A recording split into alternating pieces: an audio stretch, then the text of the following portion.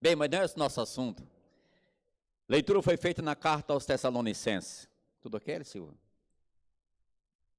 Ok, beleza. Tessalonicenses 2, foi lido? Deixa aberto aí, por favor.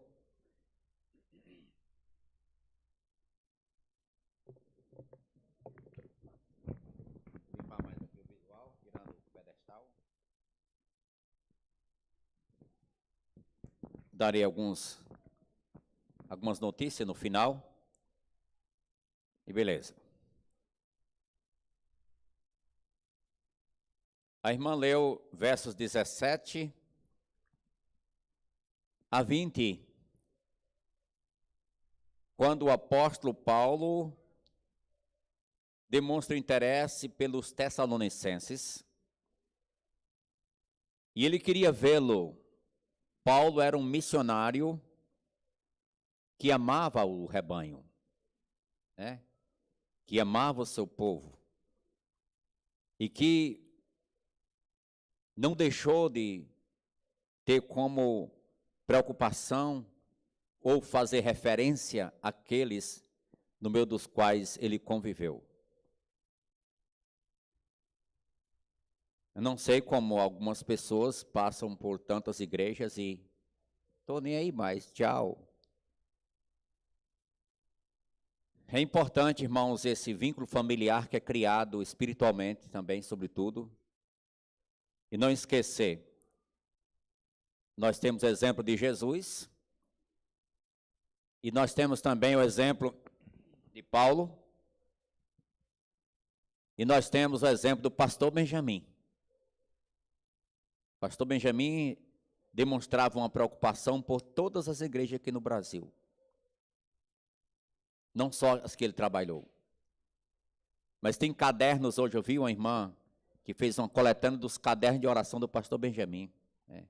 Coisa maravilhosa, né? Os cadernos de oração, lista de oração. Lista de oração, que ele orava pelos crentes. E o apóstolo Paulo está aqui demonstrando interesse pela igreja tessalônica, que era uma igreja nobre. E ele foi, então, visitar essa igreja. Ele tentou ir visitar a igreja. Visitar os irmãos. Mas ele disse aqui uma dificuldade que ele teve. Qual foi? Foi barrado o caminho. Quem barrou o caminho? Ele disse que foi Satanás. Está lá, no verso 18. Satanás barrou o caminho. Eu tenho dito e repito, irmãos, que é muito fácil a gente criticar um irmão que não veio à igreja e devemos expressar preocupação com ele, sim. Mas devemos também lembrar que para aqueles que querem se aproximar dos demais para servir, há uma barreira. Pode acontecer uma intervenção até inimiga. Não estou dizendo que todos que não vieram ainda é porque o diabo está no caminho deles, não, mas estou dizendo que existe essa possibilidade em alguns casos. Não está claro aqui? O apóstolo Paulo foi barrado o caminho por Satanás. Barrado o caminho. Tinha um pregador, cujo nome eu não vou citar, mas era um célebre pregador. E a mulher dele não era peça muito boa. Não vou falar da pobre também não, mas eu quero só contar a história aqui para o acontecido, né?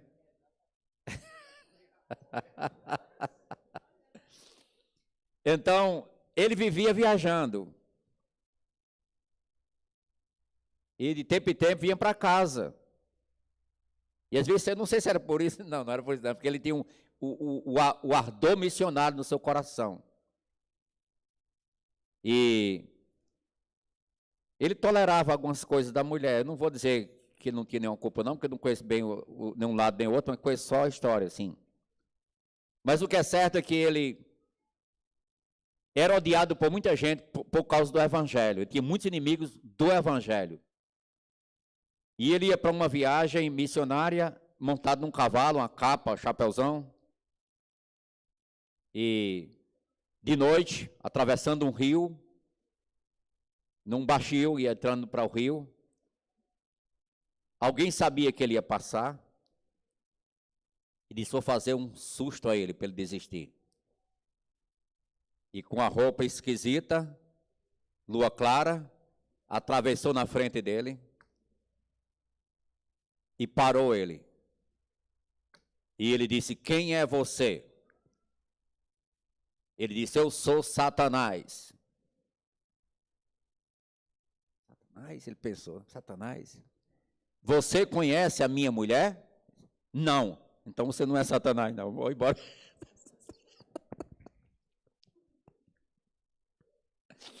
Saiu bem, não foi? Saiu bem. Saiu bem. Bem, eu não estou falando das mulheres com isso não, viu? Entenda. Foi uma situação específica. Mas o diabo barra o caminho, né? O Satanás barra o caminho. Quis barrar usando um mentiroso lá, não foi? Ele resolveu bem fácil, né? Mas isso talvez encoraje também você tolerar alguma situação, quem sabe do marido, né?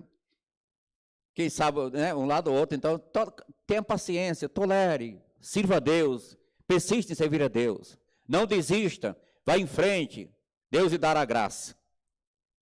Mas Paulo, ele queria rever os irmãos, como no caso de Filipos, ele queria visitar para verificar algumas em que ele podia ser útil. Ele queria verificar as deficiências das igrejas e ajudar no que preciso. Então, ele disse aqui no verso 19, hoje nós estamos sequenciando aí as 5 coroas e passamos na coroa, hein? Da vida, ó o povo inteligente, hein? A coroa da vida, a coroa da justiça e hoje a coroa da alegria. Então, João Victor, a coroa da vida é prometida para quem? Aqueles que são perseverantes na provação, fiéis. Ser fiel até a morte, dar-te-ei a coroa da vida, disse Jesus. Amém? Isso é maravilhoso, não é? Recompensa verdadeira. E a coroa da justiça, alguém que serviu esse mesmo que escreveu Tessalonicenses, e estava preso e sabendo que ia morrer, mas estava felicíssimo da vida. Né? Oh, que bom, vai ser o momento de eu chegar lá. Né? Ele pensava assim, que maravilha, eu fazer tudo para completar tudo direitinho, não deixar pelo meio do caminho nada. Aí ele disse, combati o bom combate, completei a carreira, guardei a fé. Já agora me está reservada a coroa da justiça, a qual o Senhor, reto juiz, me dará naquele dia. E não somente a mim, mas também a todos quantos amam o quê? A sua vinda. Amém? Então a coroa da justiça para aqueles que amam a vinda de Jesus. Foi cantado, né? Quando se fizer a chamada, lá estarei. Lá estarei. E hoje nós estamos diante da coroa da alegria. É que o povo de Deus é um povo alegre, né? Um povo alegre. Pois quem é a nossa esperança, ou alegria, ou coroa, em que exultamos na presença de nosso Senhor Jesus em sua vinda? Não sois vós? Sim, vós sois realmente a nossa glória e a nossa alegria. Versos 19 e 20 de capítulo 2 de Tessalonicenses, primeira carta. Amém?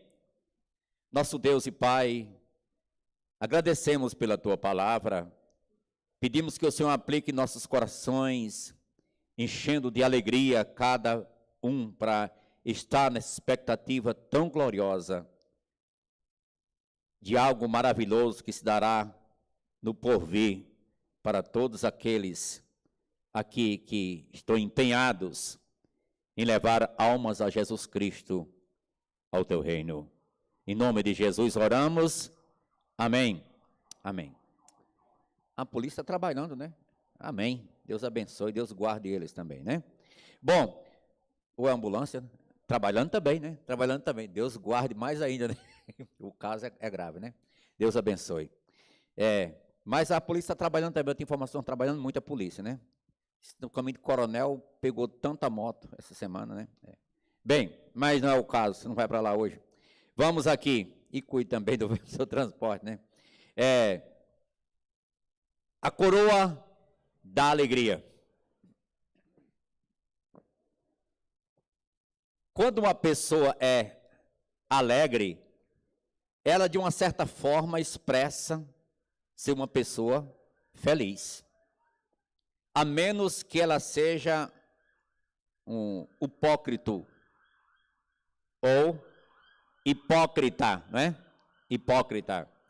Então, esse artista, ele tinha a facilidade de chegar em um auditório e pegar um texto, colocar uma máscara e colocar um tom de voz e ler aquele texto e todo mundo chorava. Inclusive ele. Então ele poderia ir se arrumar, alguns minutos depois voltar com outro texto, um tom musical, outra máscara e todo mundo sorri. Ele sorri também. Mas ele era um artista, Mas você não é esse artista. Você é verdadeiramente alegre com Jesus. Alegrai-vos com os que se alegram. Está alguém alegre? Cante louvores. Quantos cânticos hoje à noite, né? Quantos cânticos hoje à noite?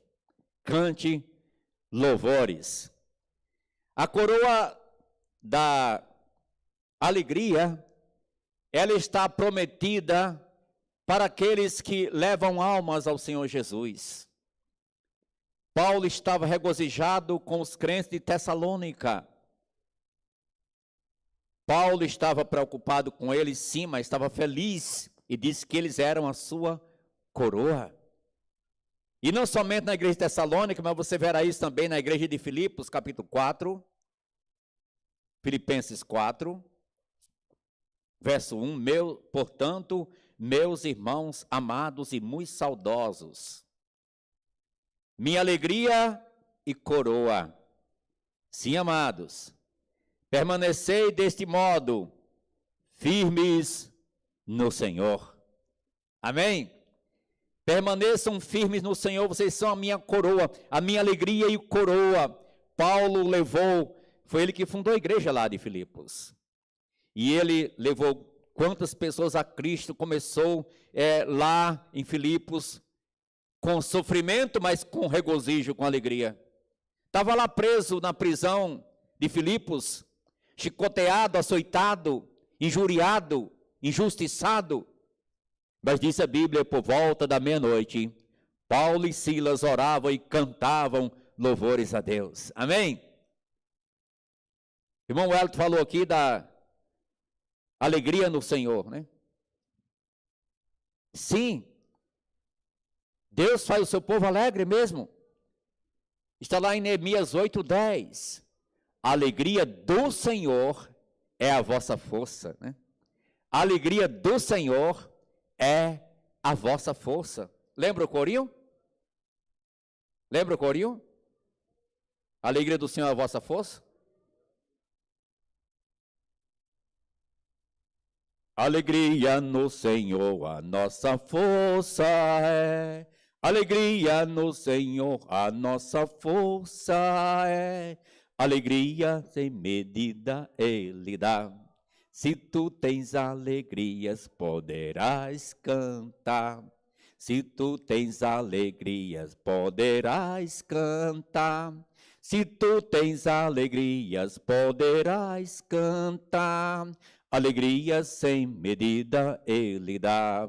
Se tu tens alegrias, poderás sorrir por debaixo da máscara. Se tu tens alegrias, poderás sorrir. Se tu tens alegrias, poderás sorrir. Alegria sem medida Ele dá. Deus abençoe. Tá bem, irmãos? Vós sois a minha alegria e coroa. A coroa da alegria para os que levam a alma ao Senhor Jesus. Eu posso lembrar a história que Jesus contou naquela série de mensagens, de ilustrações, de histórias sobre coisas perdidas. Coisas perdidas. Na realidade, o tema seria lá, perdidos e achados, né? Porque a mulher achou uma dracma que havia perdido. Aí um pastor achou a sua ovelha. E aí o pai achou um filho que estava perdido. Esse meu filho estava morto e reviveu, estava perdido e foi achado. E é dito no Evangelho de Lucas que o Filho do Homem, Jesus, veio buscar e salvar quem? O que estava perdido, o perdido exatamente. É o perdido mesmo. Jesus só salva os perdidos, só pecadores. Por que muita gente não quer ser crente? Porque não reconhece a seriedade de sua situação. Seu problema é sério, gente. Mas o pecador não reconhece o seu problema real. Não sou tão assim também não. Eu só bebo nos fins de semana, né? Só fumo uma carteira por dia. Né? E lá vai falando tanta coisa que faz quase que todo dia só. Né? Mas não seja por isso, você já nasceu errado. Já nasceu errado. Tem que nascer de novo. Eu gosto de adágios, aqueles adágios, provérbios, né? Tem um provérbio secular que diz que pau que nasce torto, morre torto. Não tem? Pau que nasce torto, morre torto. Aí pensando, é verdade. É verdade, pau que nasce torto, morre torto. Não tem como aprumar ele, não. A solução é cortar pelo tronco, aí nasce aprumado. Por isso Jesus tem que nascer de novo, nasceu errado. Nasceu errado. Tem que brotar aprumado, porque estava torto mesmo. Mas Jesus conserta as coisas tortas, né? Um dia um hominho torto. É verdade. Mas Jesus veio buscar e salvar o perdido. É o pastor Victor, né? O Maxwell. Completou 60 anos de ministério na Acre Gospel Missions, né? Completou agora. Ele e Dona Audrey. 60 anos de ministério. Está servindo a Deus lá no Reino Unido ainda, né? Na Irlanda do Norte. Ele tem uma repercussão não só na Irlanda, mas internacional. E ele contou a história do caboclo perdido na selva. Ele com aquele sotaque bem irlandês. O caboclo estava perdido no Amazonas. E disse que quando chegou lá numa aldeia, e na aldeia, os caboclos eles são espertos, eles ficam observando quem vai passando. Aí se vai passando um, vai, então pula, tem outro, pula, esse é dos nossos, esse é uma pessoa direita. Vai passar um que leva uma queda tropeçando, enganchando, esse aí não sabe nada não, esse aí tá, vamos pegar ele. Então, eles viram que ia passando um caboclo perdido. E alguém perguntou se ele estava perdido. Ele disse, perguntaram, tu estás perdido? Aí o caboclo respondeu, não, eu não estou perdido não, perdido está a Moloca. A Moloca foi que perdeu, a casa dele perdeu. O pecador é desgraçado assim, não, estou errado não, todo mundo está errado, o povo é que está errado, eu não estou não. Todo mundo está errado. Você nasceu até errado e precisa consertar isso, primeiramente com Deus. Consertar isso primeiro. Então, aqui em Lucas 15, olha lá, Lucas 15, verso 7. Quando a ovelha foi achada, houve um grande regozijo, porque o pastor encontrou a ovelha perdida. Então, o verso 7 disse Jesus, digo-vos que assim haverá maior júbilo no céu por um pecador que se arrepende, do que por 99 justos que não necessitam de arrependimento. O que acontece quando alguém se arrepende dos seus pecados e confessa a Jesus? Júbilo no céu. Os céus se alegram. Os céus se alegram. Aí um missionário americano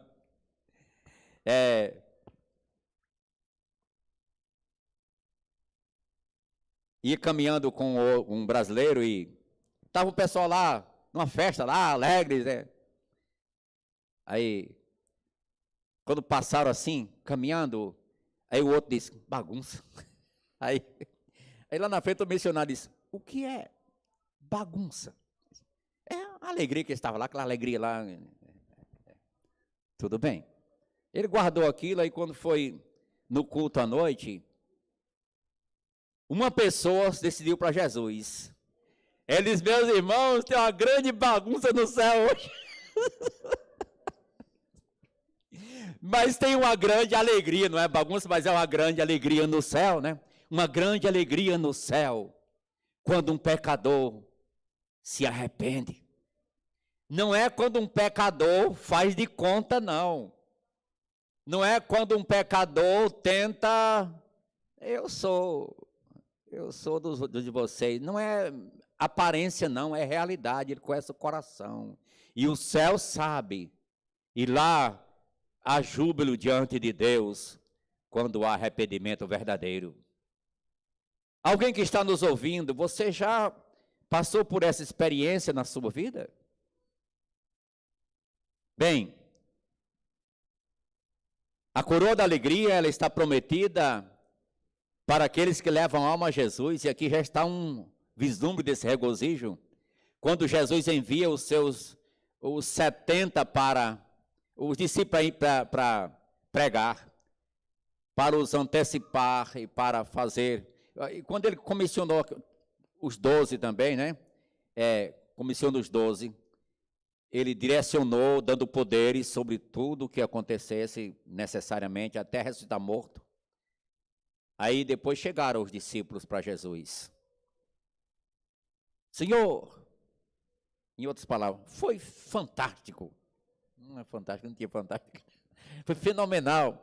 Foi especial, Senhor. Os próprios demônios se nos submetiam em teu nome, Senhor. Os leprosos eram purificados, mortos eram ressuscitados.